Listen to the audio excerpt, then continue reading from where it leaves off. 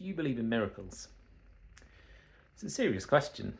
It's a serious business, isn't it? Whether or not God can do the things that humans, nature can't possibly do, whether or not he can heal the sick supernaturally, whether or not he can part the seas, whether or not he can speak prophetically truth about the future or the present that nobody could know.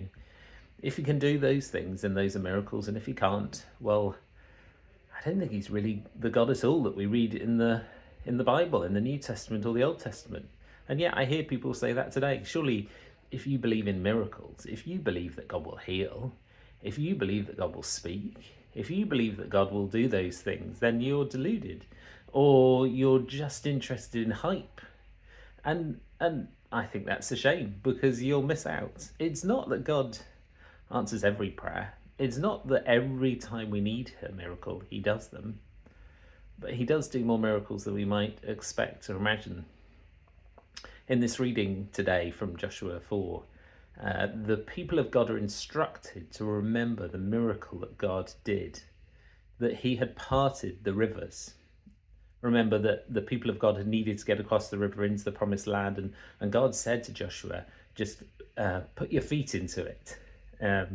And it will stop. The river will pile up for miles behind, and that's exactly what happened. And God says to Joshua, make a pile of stones so that for generations you will remember the miracle that happened. And that's the way that I know that miracles are happening, because I remember them.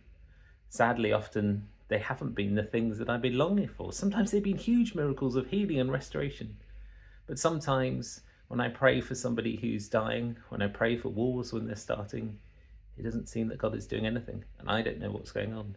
And sometimes it's even in the stupidly insignificant things that I see God at work, but I think he wants to remind me that he is a God of miracles.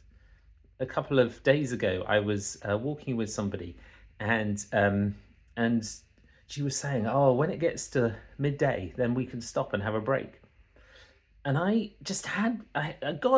felt God say to me, there will be a special place if you just wait till midday. There will be a special, miraculous almost place to stop. And I said this to her in a kind of joking, this isn't really serious. She knew I was a Christian and a vicar. And we got to midday, and we were in the middle of nowhere, no sign of anything. And I said, just wait another 30 seconds. And we turned the corner, and I had no way of knowing.